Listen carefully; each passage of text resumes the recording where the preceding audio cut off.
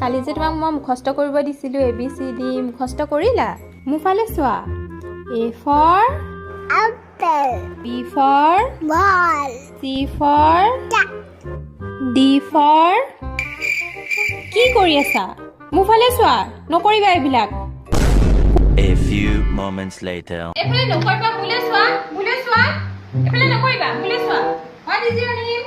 my name is Dishana. What is your father's name?